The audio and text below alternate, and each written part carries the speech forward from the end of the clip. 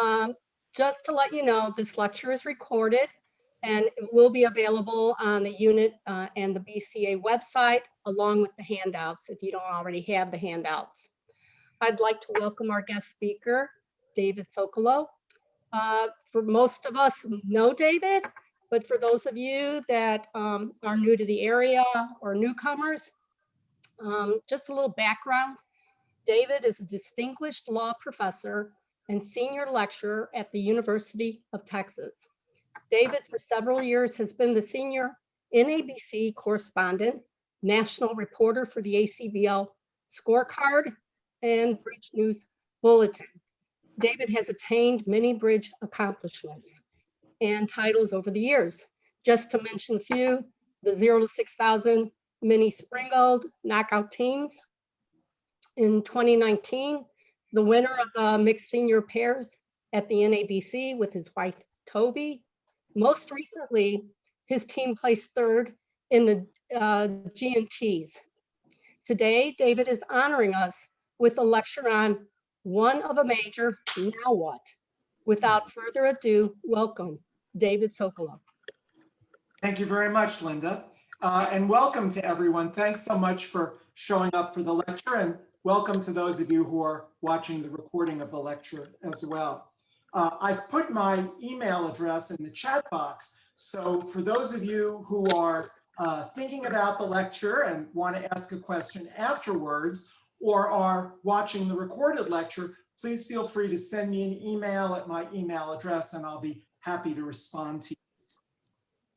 So when I was asked to give a lecture, I asked in response, well, what kinds of topics do you think would be appropriate for a lecture?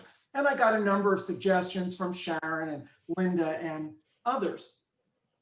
And one of them was the convention known as spiral. And I'm going to talk about spiral during the second part of my lecture today. But it got me thinking, okay, as a teacher, I don't really like to teach one small thing without giving the context for how it fits into the bigger picture. Right. As I thought about it, that led me to today's topic. One of a minor, two of a major, now what? So that's what I'm going to talk about today. But I have 2 points that I want to make as a preliminary matter. The first is that communication is in what is heard and not in what is said. Doesn't matter what Toby says to me. The question is, what did I hear? Okay? It's the same thing at the bridge table. Bridge is a partnership game. So it's great if you know what a bid means, but it's going to be problematic if your partner isn't on the same wavelength. So that's one of the important lessons here.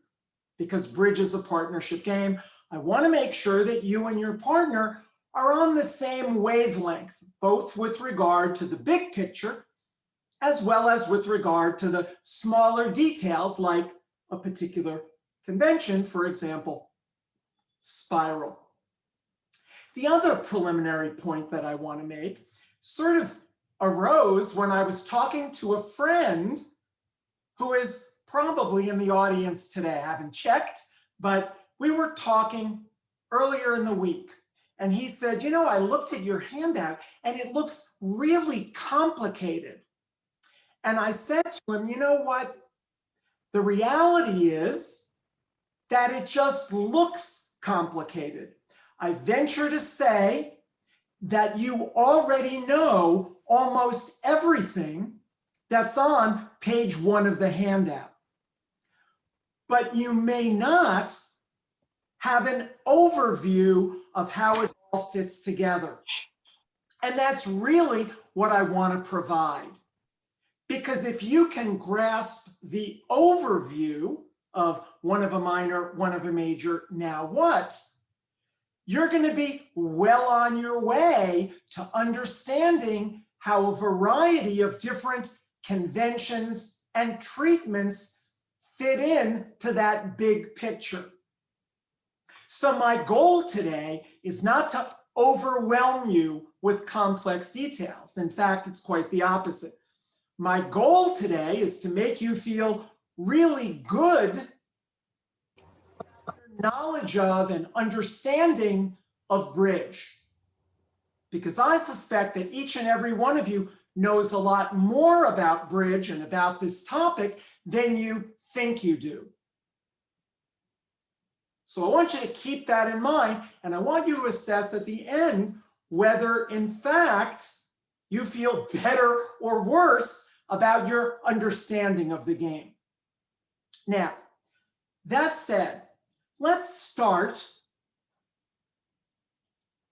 I'm going to bring up my handout here so you can follow along. This way you don't have to write it down or take notes unless you want to annotate the handout. One of a minor, one of a major, now what? You open one of a minor. Now let's just stop there. You can open one of a minor on lots of different hands. You might have a long minor or you might not. Most people can open a club or a diamond with only 3. Doesn't guarantee that you have a long suit, even 4 of them. You might have a major. You might have a balanced hand, but not fit within the parameters of a 1-note trump or 2-note trump opening. So opening one of a minor contains a variety of hands.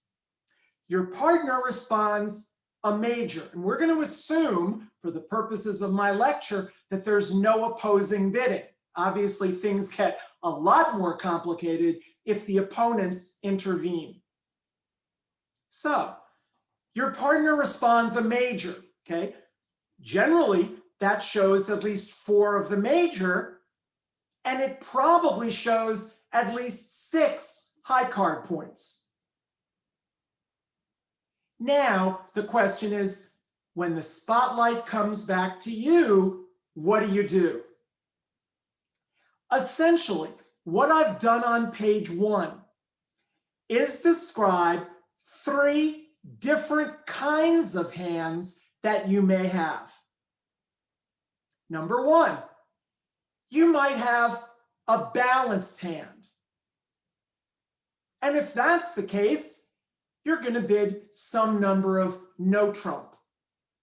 Don't worry about the details. Keep the big picture in focus. One of a minor, one of a major. You have a balanced hand. You're going to bid some kind of no trump. Okay, what if you don't have a balanced hand? Well, then your hand is going to fall into one of 2 categories. Number 2, you have an unbalanced hand and you have support for partner's major. Or you have an unbalanced hand and you don't have support for partner's major. That's number 3. So in general, you have an unbalanced hand with support for partner's major. You're going to raise partner's major in some way. Again, don't focus on all those choices. Those are the details. The devil's in the details. I want you to keep the big picture in focus. If you have an unbalanced hand without support, then you're either going to rebid your suit or bid a new suit. And that's going to convey to partner that you have an unbalanced hand and don't have a fit.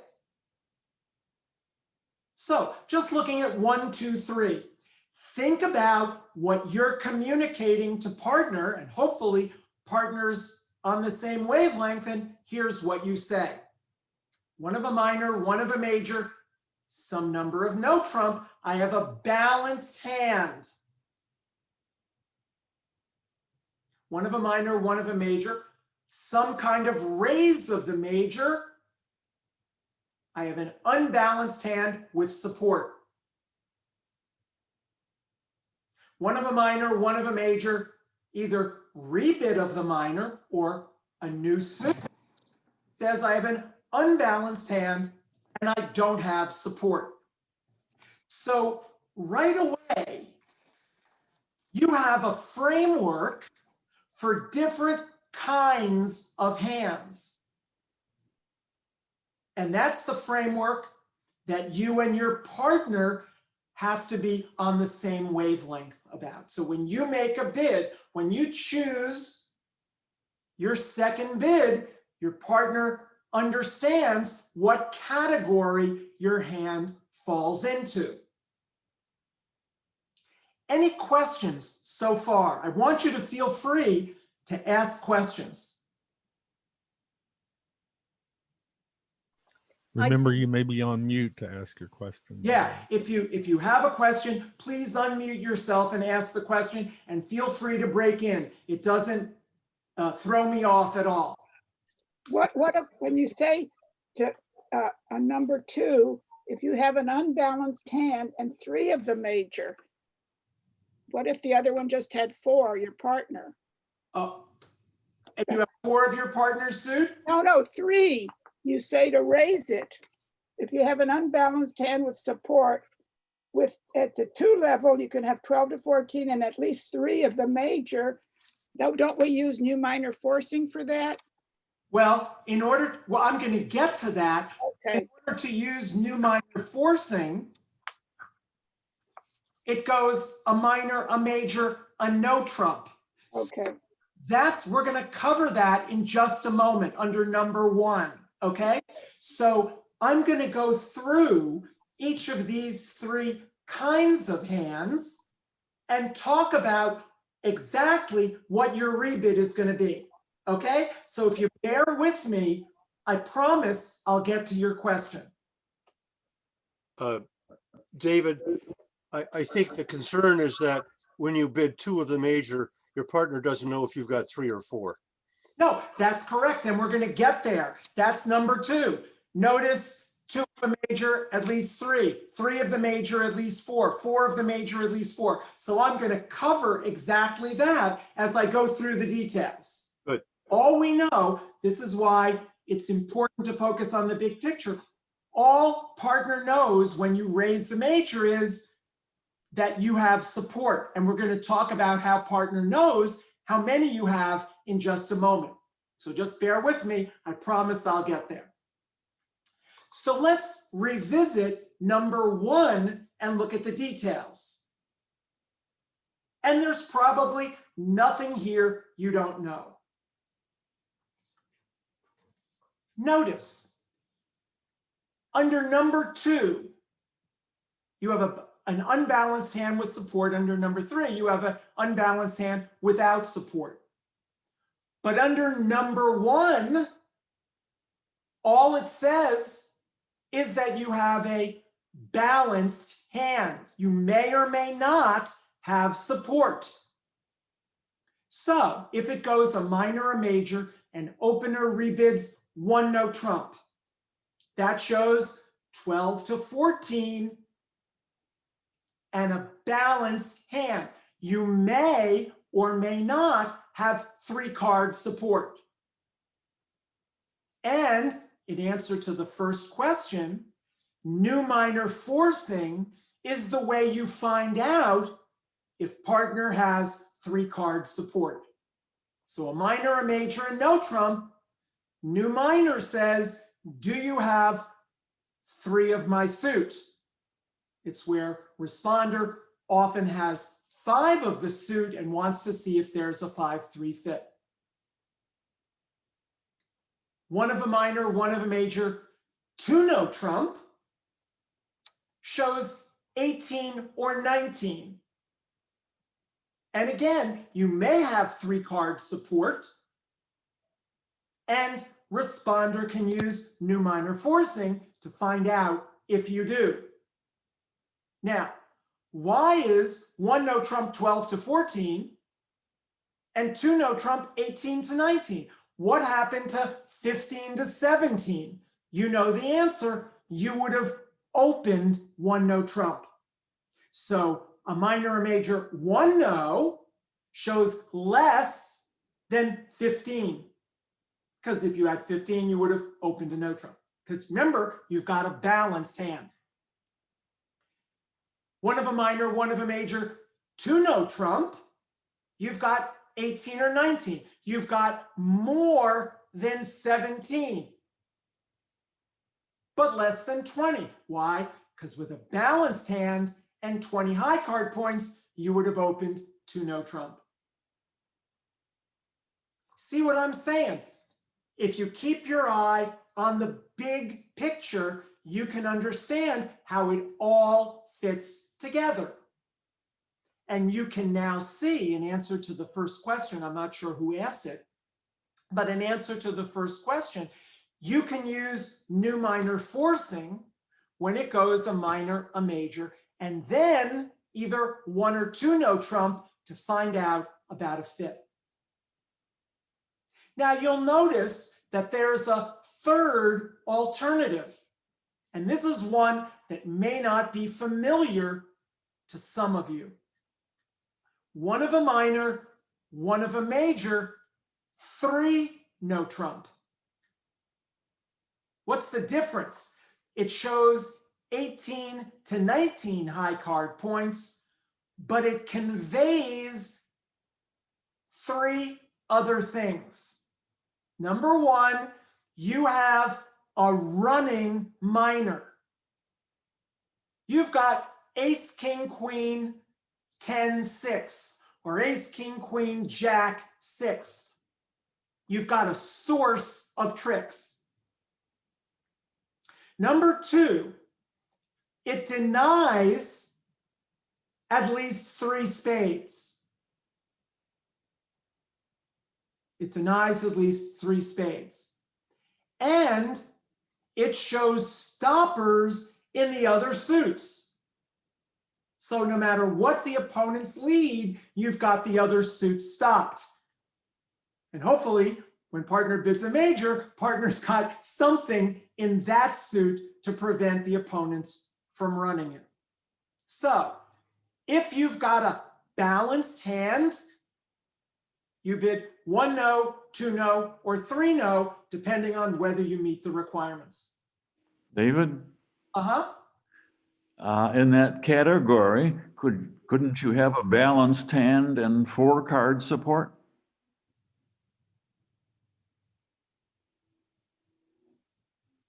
To me, if I had 4-card support, I would probably support the minor. And that's what we're coming to under number 2. I'm not saying you couldn't do it, but it's not, to me, it's not the odds-on move.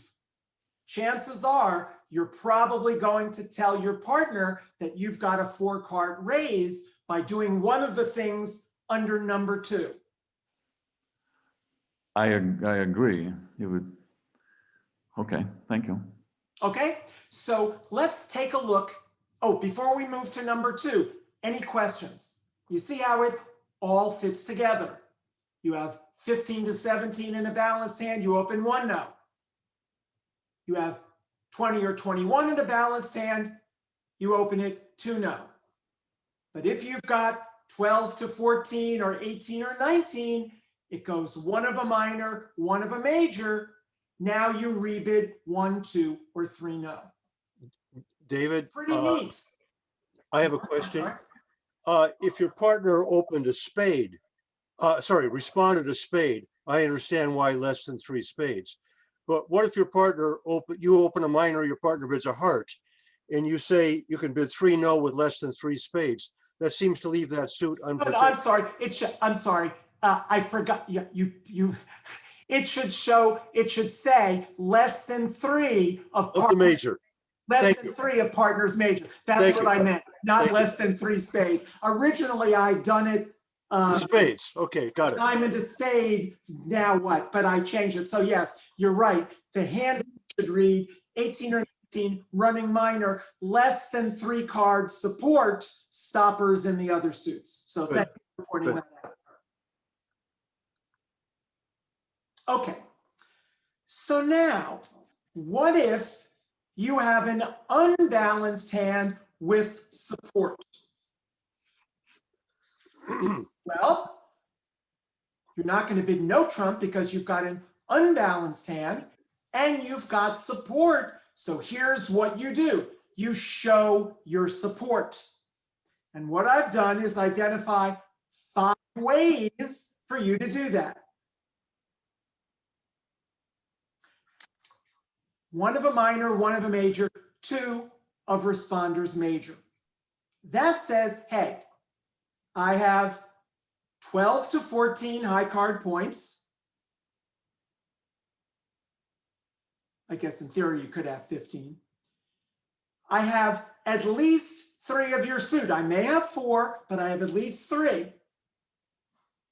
And the way in which responder investigates to find out what kind of hand you have is spiral. That's where spiral fits in. And we're going to talk about that after I go through the overview. So just make a note, that's the second topic of my lecture. So a minor, a major, 2 of the major, 2 no says, hey, what kind of hand do you have? Do you have 3 card support or 4 card support? And do you have a minimum hand or a maximum hand? Do you have a 12 count or do you have a 14 count? More on that later on. Excuse me, David. I have a question because you keep referring to high card points only. But what if you're, what if you do a different style of hand evaluation that takes into consideration shape and holding in the suit and upgrades and downgrades? Absolutely.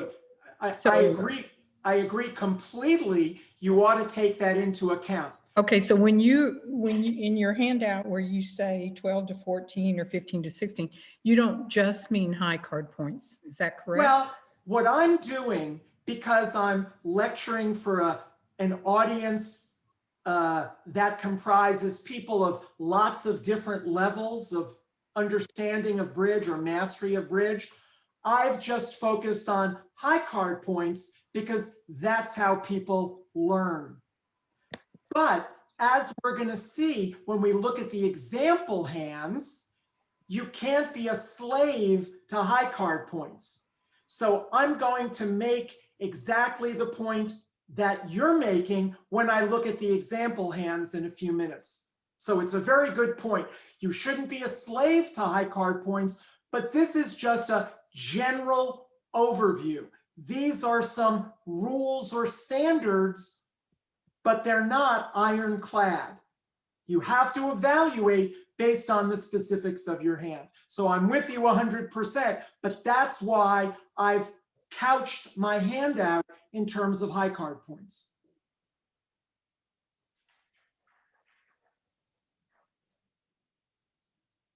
Okay, 1 of a minor, 1 of a major, 3 of a major. That's what we call invitational. Hey, I have more than just a simple raise. I have at least 4 of your major, and I have 15 or 16 high card points, again, subject to your evaluation. Okay, again, it's not a hard and fast rule. So where it goes a minor, a major, 2 of a major, you might have 4. Spiral will find out. But if it goes a minor, a major, 3 of a major, you guarantee 4. And it says to partner, look at your hand and evaluate. If you would accept an invitation, bid game. If you've got that minimum 6 or 7 count with your 4 pieces of trump, you're going to pass. Again, subject to your distribution and other considerations. And if responder has a big hand that might be interested in slam, responder can always initiate a Q bidding sequence. So you can investigate for slam below game. So one of a minor, one of a major, three of a major says, I'm inviting you to bid game if you don't have an absolute minimum.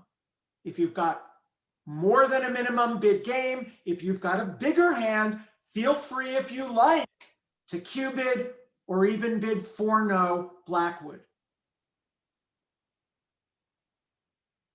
Now, for those of you who have a hard copy of my handout, you can bracket the last three responses under number 2 together. Because these bids all guarantee at least 4 of responders major, and they're all forcing to game.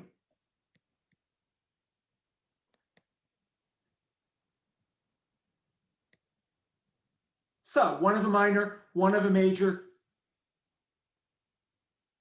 4 of a major shows at least 4 of responders major, 18 or 19 high card points, and no singleton or void. It basically says, I think you can make a game even if you've got a minimum hand. If you've got a bigger hand, you're welcome to investigate slam. So what if you have a singleton or a void? In that case, you would splinter. See the next category? A minor, a major, 4 of the unbid minor. That's a splinter bid. It says I have a singleton or void in the suit that I'm bidding. The same is true if it goes a minor, a heart, and opener bids 3 spades. That's a splinter bid in support of hearts. It shows a singleton or a void in spades. So 3 spades over 1 heart is a splinter bid.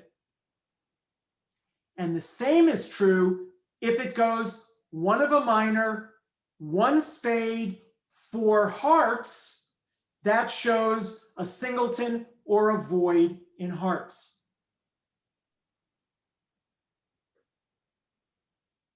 It says I've got at least 4 of your suit. I've got in general 17 to 19 high card points, and I've got a singleton or a void. That lets partner evaluate his or her hand. My partner has a singleton in a suit in which I have king, queen, jack. I'm turned off because I've got a loser in that suit and my high cards might not be working. Partner splinters in a suit in which I have 3 small. Now I'm interested because I'll be able to rough those losers with openers, small trumps.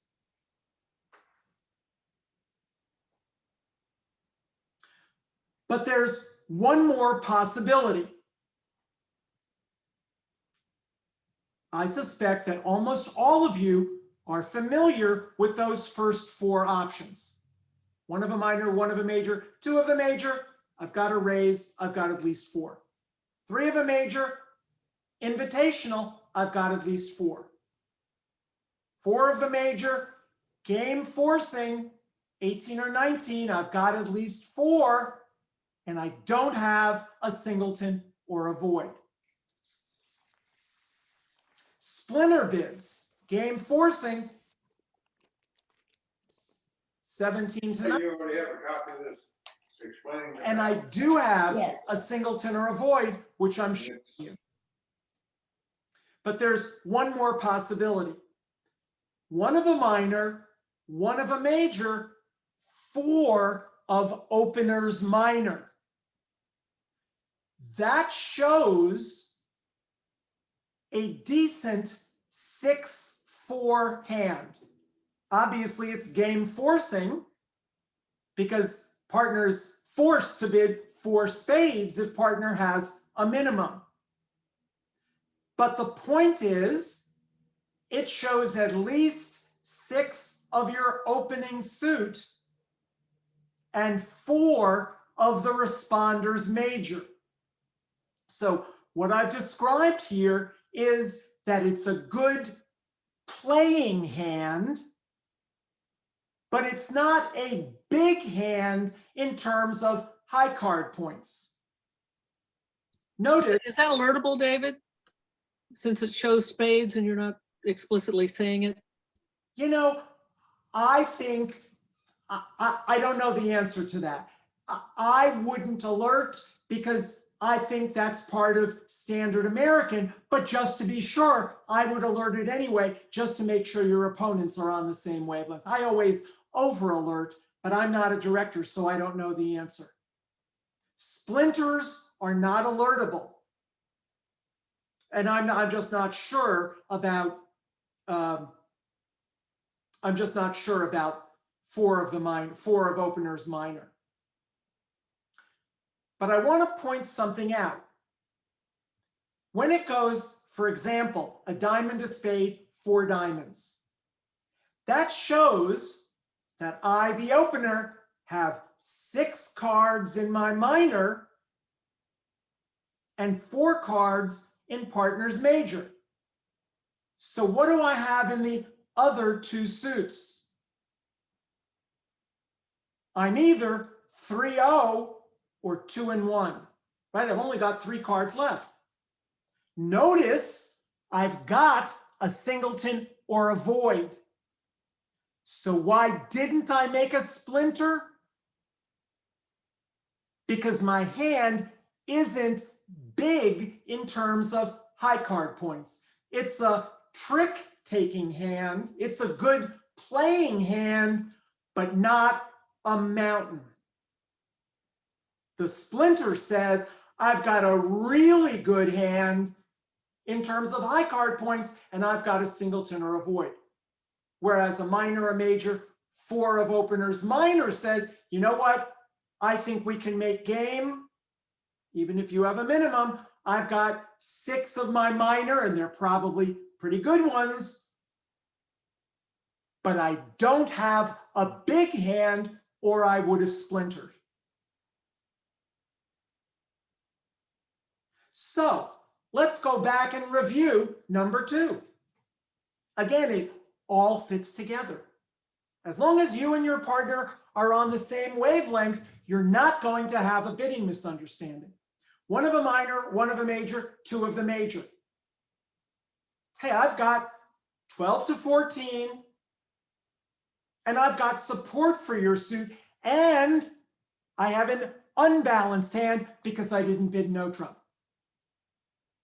And spiral will allow responder. If responder is interested in game, it will allow responder to investigate further, to find out what kind of hand opener has, so that they can either stop at the 3 level or bid a game, depending on the kind of raise that opener has. 1 of a minor, 1 of a major, 3 of a major, invitational. I've got a good hand, I've got 4 card support. You're the captain, you decide what to do. That's true with the 2 spade bid, it's true with the 3 spade bid. Opener is making responder the captain. I've described my hand to a T, and now it's up to you to decide how high to go.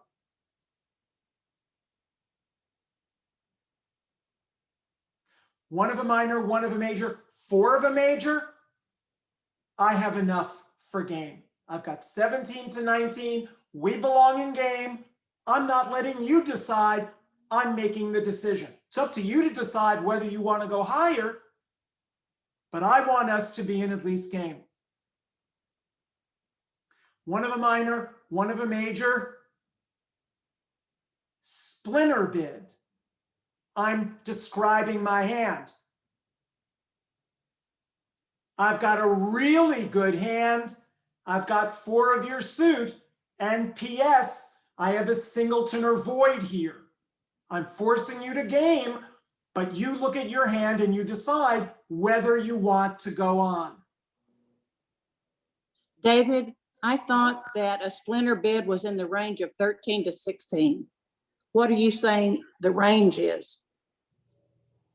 I don't think you can splinter with 13 or 4. I'm not saying it's not possible on a given hand, but as a general rule, a splinter bid shows a strong hand. Think about it, a diamond, a spade. Your partner might have 3 spades and an ace and 2 jacks. Do you really want to be in game with a 13, 14, or 15 count? It's very, very unlikely. Yeah, this is a splinter by the opener, right? Not by the initial response. Yeah, this is a splinter by the opener. Okay. Opener. Yes. Thank you, Sharon. Yes, it's opener saying, I am forcing us to game, even though you might have a minimum. So it's got to be a big hand. It can't be 13, 14, or 15. David, could you give the, if you add a support point, would you give a minima for the requirement point for splinter and opener splinter, and the last one, 6 of the minor, if you add a, it's easier to evaluate, if I add support point, what's the minimum point to bidder? That's a very good question, Joe. I'm going to answer it when we look at the example hands, which we're going to get to in just a couple of minutes, right? I have 12 hands that I've given you in my handout, and then I've given you the answers at the end. Questions 1 through 7 deal with the first page, the overview, and questions 8 through 12 deal with spiral. So we'll get there in just a second. What you're asking is related to the question I got before. I think it was Sandy Potts, but I'm not 100% sure, but I think I recognized her voice. But we'll get there in just a moment. You always can use description. I'm just setting down some basics here. These are not hard and fast rules. You always have to evaluate your hand and be flexible. But for a broad audience, this is basically a handy benchmark. David, you'll probably cover this in your examples, but if you've got 4-card support and it includes honors, not little ones, which implies your partner's got little ones, then you probably would consider not splintering, right? Because you're going to have to use those trump to draw trump. Well, what's going to happen is it may be a hand that's going to involve using the small trump to ruff. So the fact is, at least in my experience, I don't think most people would downgrade the hand just because there's a king in the trump suit as opposed to a king somewhere else. That might affect your judgment, but it depends on the rest of your hand. Okay, thanks. That's a good point. And again, it gets back to, it seems to be a question that a lot of people are interested in. How do I tweak this to represent my particular distribution or my particular hand or support points or whatever? Again, I want to emphasize they're great questions. You absolutely should take that into account. I'm just giving you sort of a basic standard that you can deviate from. So don't think these are hard and fast rules. They're simply rules of thumb. Let's move on to number 3. This is going to be pretty familiar to almost everyone.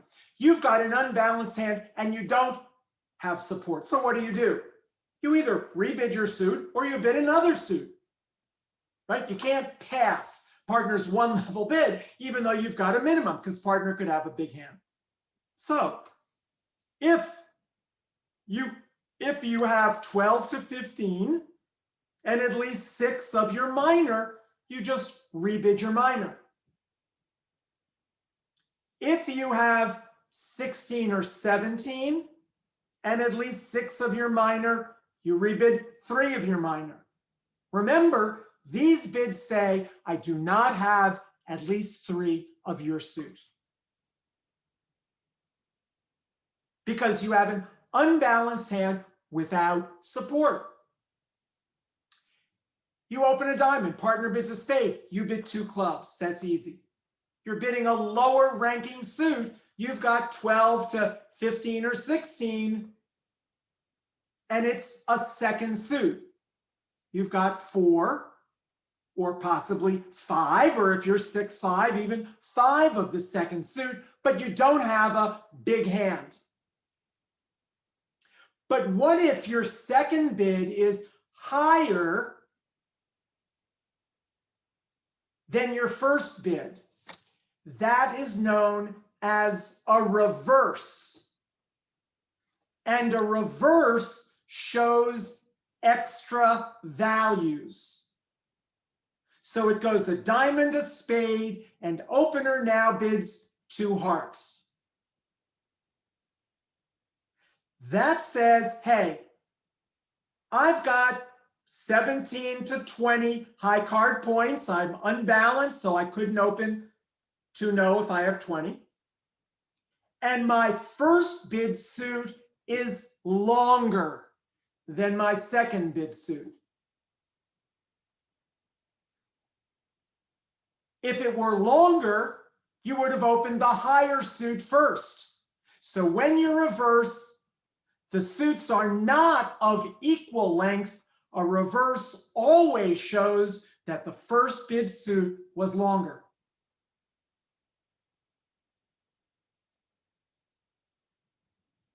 Now, again, this isn't the subject of the lecture, but I'm just fitting this in. Where opener reverses, there's a convention known as Wolf sign-off that allows responder to get out with a weak hand at the 3 level. So I'm not going to talk about Wolf sign-off, just know that it's there in the event of a reverse. Maybe somebody will cover that in a subsequent lecture. So now what I want to do, having looked at these 3 categories, is to look. David, could I ask a question? Sure, of course. Yesterday I was playing with a director up in Vermont, and the auction went 1 diamond, pass, 1 spade, pass. I said 1 no trump. My partner responded 2 spades. I passed. This person said I should have assumed that since they didn't open a week 2, and that they did go on, that they had 11 or more points and a 6 card spade suit. And I said, I don't think so. No, that's ridiculous. Rebidding is when responder rebids a suit, that is enforcing that 100% can be passed. Thank you. If responder wants to force another round, responder can bid a new suit. New suit is forcing at least 1 round. If you're playing new minor forcing, then a 2 diamond rebid will be forcing to game, and a 2 club bid will either show a weak spade suit or it will allow responder to invite. So whoever told you that is completely wrong. Okay, yeah, we had a great disagreement. Completely wrong. Okay. Okay, so now let's take a quick look at these hands because I want to have some time to discuss spiral. Hand 1, you open a diamond, partner bids a spade. What's your response? You have a 13 count, 4 triple 3. You're going to respond 1 no trump. You've got the perfect distribution. You've got stoppers in all the other suits. You've only got 3 card support. You want to rebid 1 no. But contrast the second hand. You've got a 12 count. You open a diamond and partner bids a spade. What do you bid? You support partner. Why? Because there's no reason to grab no trump. you've got a small doubleton club. It's fine to support partner with only 3. You're telling partner, hey, I have an unbalanced hand with 3. I don't have a hand that's appropriate to bid no trump. And then partner, if he wants or she wants, can use spiral to investigate further. Hand 3, a diamond, a spade. You've got an 18 count with 3 spades, but you've got a perfect hand to rebid 2-no. Perfect hand for 2-no. 18 or 19, balanced hand may have 3 spades, and partner can use new minor forcing to investigate further. Hand 4. This is a 19 count.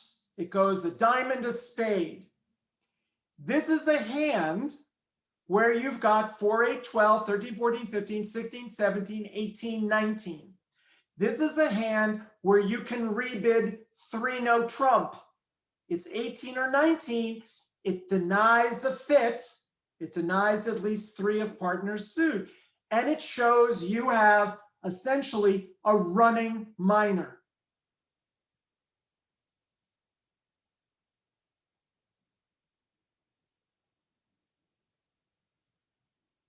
Hand 5. A diamond, a spade. Okay, you've got 8, 9, 10, 11, 12, 13, 14, 15 high card points.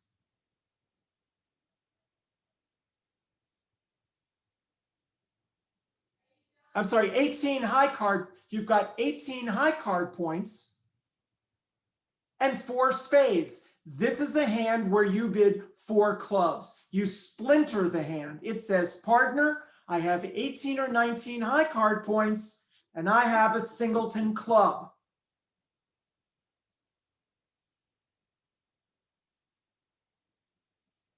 And then finally in hand 7, you've got an 18 count, you open it a diamond, partner bids a spade, you rebid 2 hearts. That's a reverse. It says I have 17 to 19 high card points. I don't have support for your suit, and my diamonds are longer than my spades. I'm sorry, my diamonds are longer than my hearts.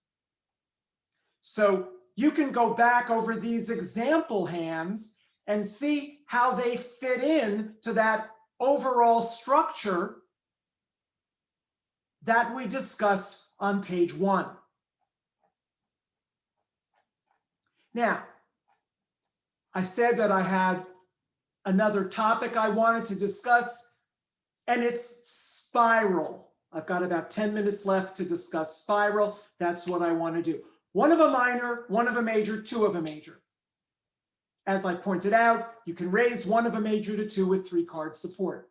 If responder has a minimum hand, responder passes.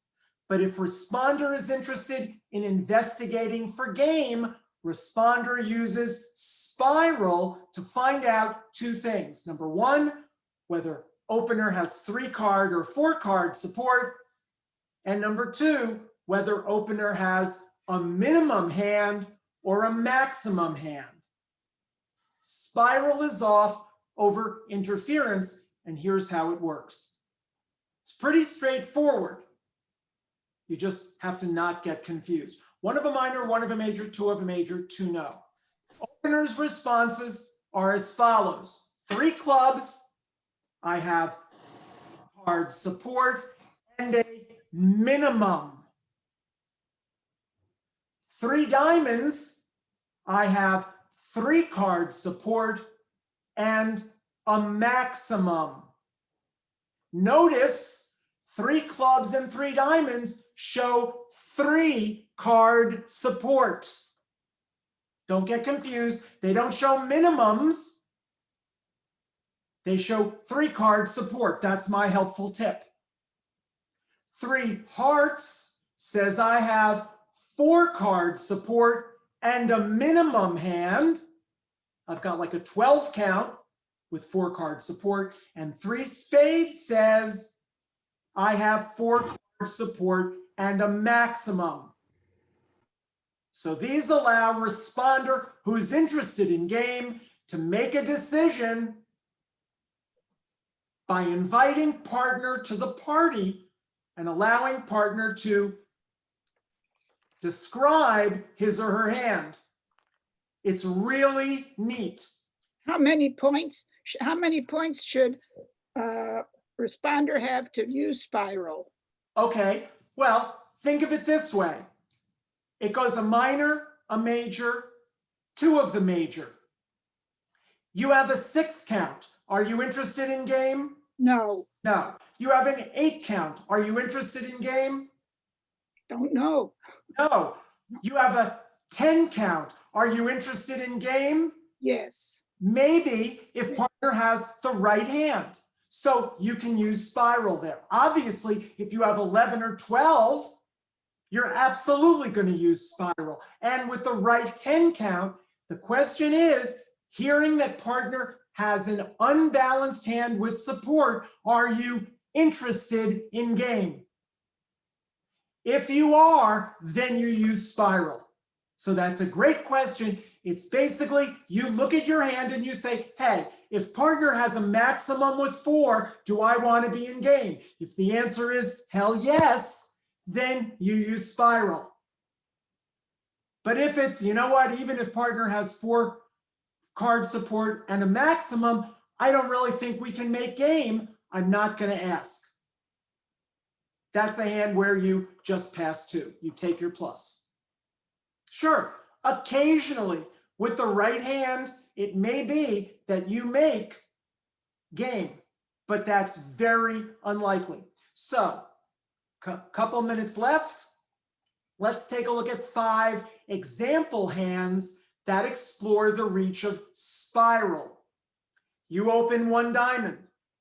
Partner bids 1 spade and you raise to 2.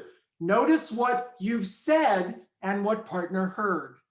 Hey, I raised to 2 spades. That means I have 12 to 14.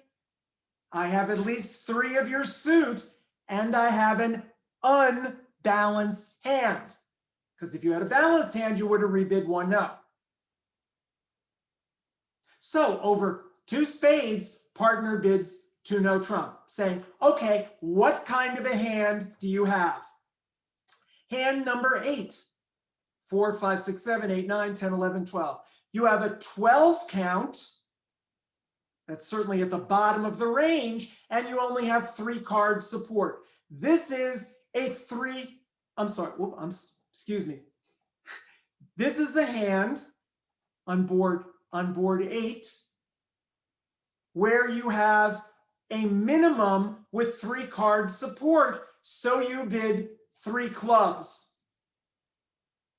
It says, you know what, I've got a 12 count, I've got 3 trump, I'm discouraging you. You can do whatever you want, but this is my hand. Hand 9. This is a 14 count with 3 trump. This is a maximum with 3, so you bid 3 diamonds. You see the difference between the 2 hands. Hand 8 is a minimum, 3 trump, that's a 3 club response. Number 9, that's 14 and 3 card support. That's a 3 diamond response. Hand number 10. This is a 14 count with 4 card support. This is a 3 spade bid. I have 4 of your trump and I have a maximum. I have a good 13 or 14. Now, hand 11, you'll notice that the answer is a question mark. You've got 4, 8, 9, 10, you've got a 12, and you've got 4 pieces of trump. This looks like a 3 heart bid because you've only got 12 high card points and you've got 4 trump. However, Toby thinks that this is a hand where you ought to bid 3 spades and show a maximum. Why? Because you have a roughing value in clubs and you have an ace jack and an ace 10 combination. Toby and I don't agree on this, but she's a 5-time world champion. I take her view over mine. Finally, the last hand, and this is the last hand we're going to look at. You've got a 12 count with 4 trump. But on this hand, there's no dispute. This is a hand where you need to take support points and your distribution into account. This is the best possible 12 count that you could ever have. You have first or second round control in every suit. Having a singleton is better than having king and 1, because with king and 1, you don't know whether it's going to take a trick. It depends where the ace is.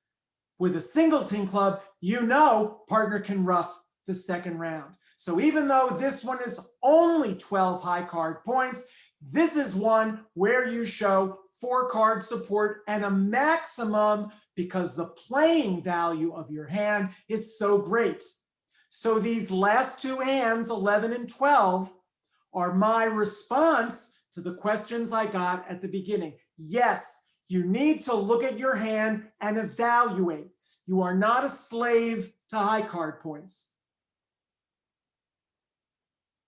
So that brings us to the end of my lecture. Hopefully, you have a better understanding of how all of this fits together, as well as an understanding or new appreciation for spiral and how it operates. I really appreciate the fact that so many of you came out to hear my lecture live, and I certainly hope that you found it worthwhile. Have a great afternoon, a great weekend, and I hope to see you back at the table soon. Bye-bye. Thank you, David. That was great. Thank you, David. welcome, That was Sharon. great. Wonderful. Thank you. You need to teach more of this, David. This is an excellent lecture, please. Thank you. We'll nab them for it. That's for sure. Thank you so much. All right, it's just about time for the 12:30 games. It is. All right. We'll look for Okay. posting that. Thank Remember you, the- James and Linda. Oh, you're welcome. Remember, the recording is on the website. Correct.